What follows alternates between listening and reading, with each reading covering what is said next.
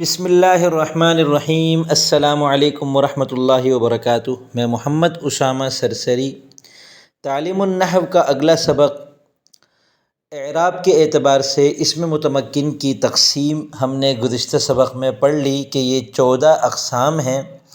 مفرد منصرف صحیح سے لے کر جمع مذکر سالم مضاف بجائے متکلم تک ان کے 14 نام ہم نے پڑھے تھے۔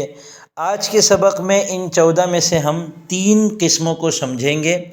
پہلی 3 قسموں کے نام ہیں مفرد منصرف صحیح، مفرد منصرف جاری مجرائے صحیح، جمع مکسر منصرف صحیح۔ ان 3 قسموں کو اب ہم سمجھیں گے۔ تو مفرد منصرف صحیح کون سا لفظ ہے؟ وہ اسم متمکن ہے جو مفرد ہو یعنی تثنیہ اور جمع نہ ہو۔ مفرد ہونے کا ایک مطلب یہ ہوتا ہے کہ مرکب نہ ہو، تو یہاں وہ مراد نہیں ہے۔ مفرد سے مراد یہاں پر یہ ہے کہ تثنیہ اور جمع نہ ہو، یعنی مفرد سے مراد یہاں پر واحد ہے۔ ہم نے اسم کی 3 قسمیں پڑھی تھی، واحد، تثنیہ اور جمع۔ تو جو لفظ تثنیہ ہوگا وہ پہلی قسم میں شمار نہیں ہوگا، اسی طرح جو لفظ جمع ہوگا وہ بھی پہلی قسم میں شمار نہیں ہوگا، کیونکہ پہلی قسم کا تعلق مفرد کے ساتھ ہے، تو یعنی وہ واحد ہو۔ سب سے پہلی قید تو یہ ہو گئی۔ دوسری قید کیا ہے کہ وہ منصرف ہو یعنی غیر منصرف نہ ہو۔ یہ کیا بلا ہے؟ تو یہ کافی مشکل اور پیچیدہ چیز ہے۔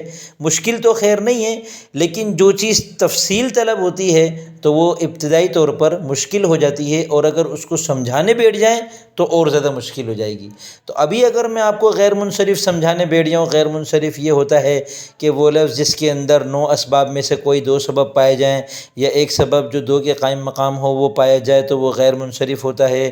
اور وہ 9 اسباب ہیں: عدل، وصف، تانیث، معرفہ، عجمہ، جمع، ترکیب، وزن فعل، الف نون زائدتان۔ تو یہ ساری چیزیں ایسی نہیں ہیں کہ ان کو سمجھنا مشکل ہو۔ جب ہم واحد، تثنیہ، جمع کو سمجھ سکتے ہیں، جب ہم معرب اور مبنی کو سمجھ سکتے ہیں، جب ہم مذکر مؤنث کو سمجھ سکتے ہیں، تو ہم غیر منصرف کو بھی سمجھ سکتے ہیں۔ لیکن چونکہ یہ تفصیل طلب ہے، اس وجہ سے میں ابھی یہ عرض کروں گا کہ یہ جو 3 قسمیں ہیں، ان تینوں قسموں میں آپ دیکھیں منصرف کا لفظ لکھا ہوا ہے: مفرد منصرف صحیح، مفرد منصرف جاری مجرائے صحیح، جمع مکسر منصرف صحیح۔ تو یعنی ان تینوں کا تعلق منصرف کے ساتھ ہے، یعنی منصرف کا مطلب یہ ہے کہ غیر منصرف نہ ہو۔ ظاہر سی بات ہے، منصرف اور غیر منصرف 2 متضاد لفظ ہیں، تو جو منصرف ہوگا وہ غیر منصرف نہیں ہوگا، جو غیر منصرف ہوگا وہ منصرف نہیں ہوگا۔ تو اب غیر منصرف کو جب ہم سمجھ جائیں گے تب ہمیں پتہ چل جائے گا کہ منصرف کیا ہوتا ہے۔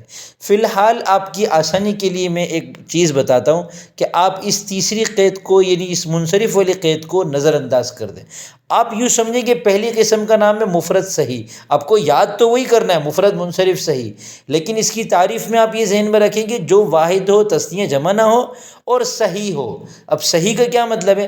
کہ صحیح ہو یعنی اس کے آخر میں حرف علت نہ ہو۔ یہاں میں آپ کو ایک بتا دوں کہ صحیح کی جو اصطلاح ہے وہ ایک تو علم الصرف میں استعمال ہوتی ہے، اور وہ یہ ہے کہ حرف، یعنی جو حروف اصلیہ ہوتے ہیں، کسی بھی ثلاثی کے اندر 3 حروف اصلیہ ہوتے ہیں اور رباعی کے اندر 4 حروف اصلیہ ہوتے ہیں، تو حروف اصلیہ میں سے ایک بھی حرف واو، الف اور یا نہ ہو تو صرف کی اصطلاح میں اس کو صحیح کہتے ہیں۔ اب جیسے قول ایک لفظ ہے، قول، کہنا، اس میں چونکہ بیچ میں واو آ رہا ہے جو کہ عین کلمہ ہے، تو اس وجہ سے قول جو ہے وہ صحیح نہیں ہے علم الصرف کی روشنی میں۔ لیکن یہاں صحیح سے مراد کیا ہے؟ صرف آخری حرف، لفظ کا لام کلمہ بھی نہیں، بلکہ جو لفظ ہے اس کا جو بالکل آخری حرف ہے وہ حرف علت نہ ہو۔ حرف علت 3 ہیں: واو، الف اور یا۔ تو اس میں بھی یہاں پر آپ کو یوں سمجھ لیں کہ واو اور یا نہ ہو تو اس کو صحیح کہتے ہیں۔ الف کا تعلق پھر دوسری چیزوں کے ساتھ ہو جاتا ہے، تو یہاں آپ صحیح کے بارے میں صرف اتنا ذہن میں رکھیں کہ بالکل آخر میں واو اور یا نہ ہو، ایسی واو اور یا کہ اس سے پہلے والا حرف ساکن ہو، یہ والی واو یا نہ ہو۔ ہر واو یا کی بھی قید نہیں ہے۔ تو اب آج کے سبق میں ہم ان تین قسموں کو سمجھتے ہیں: مفرد منصرف صحیح، مفرد منصرف قائم مقام صحیح، جمع مکسر منصرف۔ مفرد منصرف صحیح آپ کو میں نے بتا دیا، مفرد ہو، تثنیہ اور جمع نہ ہو، منصرف کو نظر انداز کر دیں، اور صحیح کا مطلب یہ ہے کہ اس کے آخر میں یا اور واو جس سے پہلے والا حرف ساکن ہو نہ ہو۔ اگر ہوگا تو پھر یہ بن جائے گا مفرد منصرف قائم مقام صحیح، اور اگر وہ لفظ مفرد نہیں ہوگا، جمع مکسر ہوگا۔ جمع مکسر آپ پڑھ چکے ہیں کہ وہ جمع جس میں واحد کا وزن ٹوٹ رہا ہو، جیسے رجل کی جمع رجال، اور وہ منصرف ہو۔ منصرف ابھی ہم نے نہیں پڑھا، اس کو نظر انداز کر دیں۔ تو جمع مکسر ہو، یہ تین قسمیں سب سے پہلی ہیں۔ جب یہ مرفوع ہوتی ہیں تو ان کے اوپر پیش آتا ہے، جب یہ منصوب ہوتی ہیں تو ان کے اوپر زبر آتا ہے، جب یہ مجرور ہوتی ہیں تو ان کے نیچے زیر آ جاتی ہے۔ باقی چیزیں جو کتاب کے اندر لکھی ہیں بہت آسانی سے آپ کو انشاءاللہ یہ چیزیں سمجھ میں آ جائیں گی۔ مرفوع، منصوب اور مجرور ہونے میں اصل تو یہی ہے کہ مرفوع ہونا پیش کے ساتھ ہو، منصوب ہونا زبر کے ساتھ ہو، مجرور ہونا زیر کے ساتھ ہو، اور وہ ان تین قسموں میں ہے۔ آگے کی تمام قسموں میں جو آ رہا ہے وہ تھوڑا سا اس کے اندر تبدیلی آتی ہے، اس وجہ سے ان کو الگ قسموں کے طور پر ہم سمجھتے ہیں تاکہ ہمیں اس میں متمکن اچھی طرح سمجھ میں آ جائے۔ اب یہ مرفوع ہونا، منصوب ہونا اور مجرور ہونا کیا ہوتا ہے؟